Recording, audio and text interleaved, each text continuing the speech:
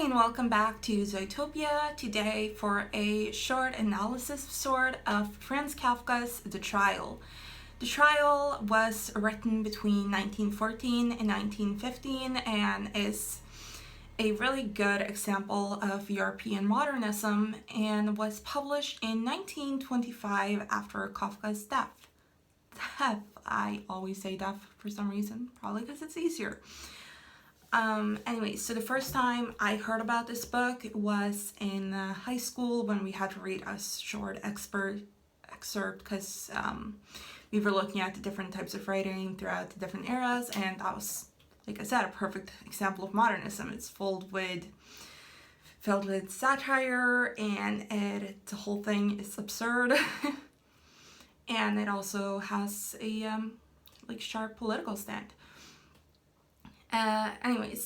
So I actually first read the book in its entirety or listened to it in its entirety on Audible a couple of weeks ago, and it is the first time ever for me that I have read a book and immediately ran to the internet and been like, what just happened? What was this book about? Ending explained. Like, I have read a lot of books from a lot of different times, a lot of different authors, and I've never had that feeling. I was just in awe, not even when you finish a book and you cry because it was so beautiful.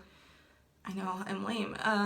But just what just happened? I was so into the book and it was so exciting, and then it abruptly ends. And that's partially because Kafka didn't actually finish the book. It wasn't written in its entirety when he died.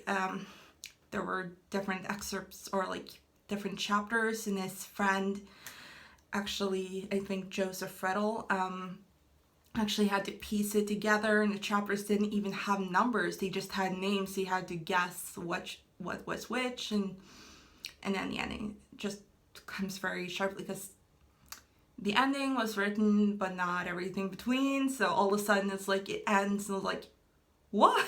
What happened?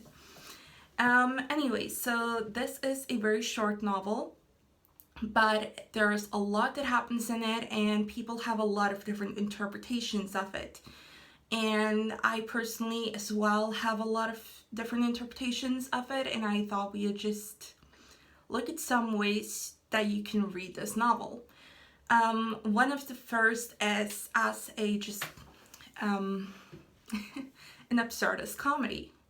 Because it is funny. It's written with short, funny lines, and everything that happens is just crazy and absurd. And I guess you can look at it as a sort of dark satire, it's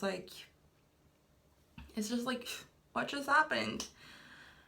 But I don't think that is the full extent to what it was meant, though I do 100% believe that he intended it to be comical. She did, and it's pretty typical for modernism that it's short and comical in that way. It's far from the Romantic era. Another way to view it is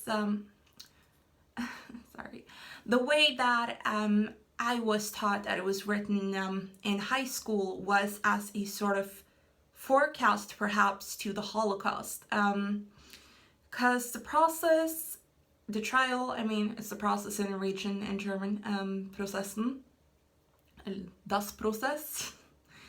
The trial, if you don't know, which I should have started with, is about a man called Herkay who on his 30th birthday has a sort of intrusion by officers of the law to tell him that he's been arrested and he is free to go to work, free to do whatever he wants. He just has to meet up to discuss his trial the coming Sunday.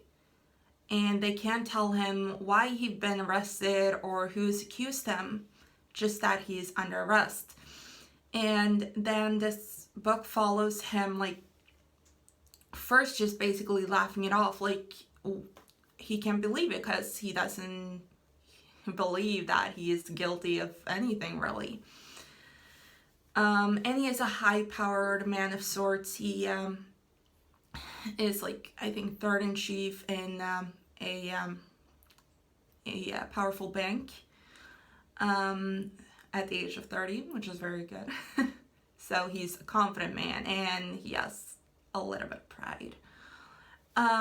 Anyways, the book follows him slowly taking the trial more serious, trying to enlist help from both lawyers and various individuals, especially women who for some reason seem to be very drawn to him, and he has a lot of romantic and sexual endeavors throughout this short book.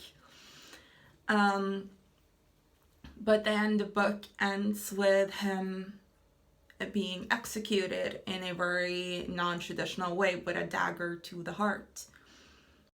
Okay, my brother called me and I'm filming this on my cell phone, so here we go. Anyways, so he gets executed with a knife to the heart, or a dagger, if you will. And before he is executed, he is gathered by a couple of officers who he feels are basically unattractive and old, and he feels like they look like a couple of dragged out extras, and he's like, why you? He completely accepts that he's going to be executed, and it seems that at this point he actually does believe that he's guilty, even though he has no idea what he's guilty of. But he can't understand why on earth they would send these two men to execute him. And his final words or thoughts are, like a dog.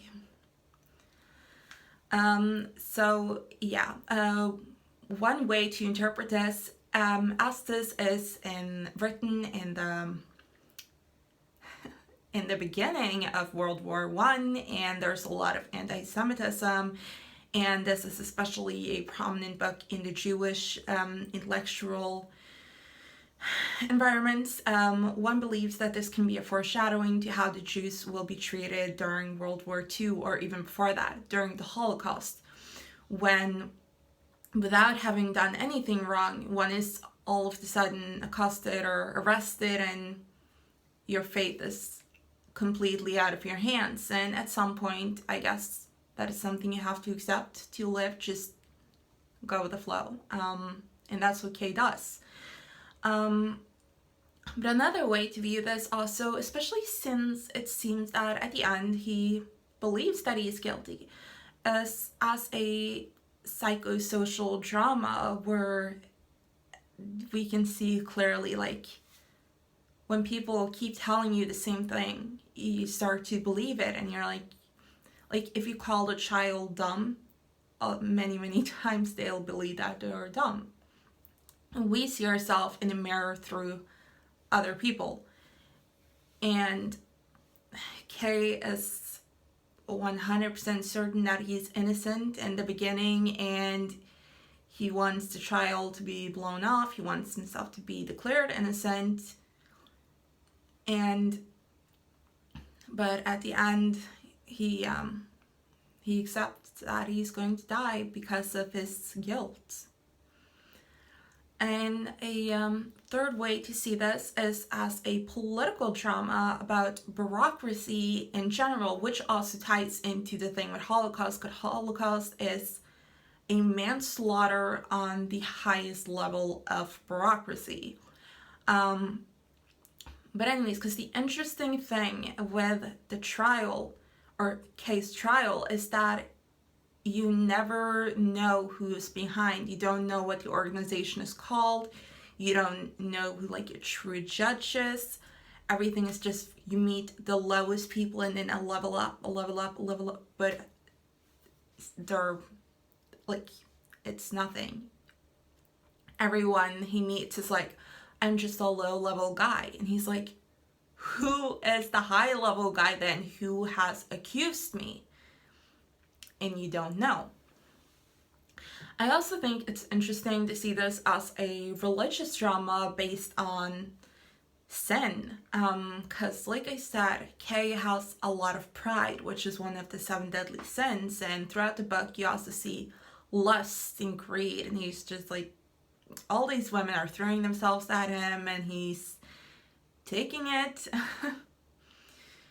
and at the end of the book, I believe in the chapter before it last, he meets with a priest who tells him this story, which can actually seem like sort of a religious drama, about a man who comes to a door wanting to see the law, and this guard says not yet. So he's like, okay, but sometime, and he's like, yeah. And but he waits until he's until he dies of old age. And to me, it can seem like, you know, wanting the truth in general, be that the political, the law, or religion. And the whole thing seems to focus on, is this man made of sin or is he not?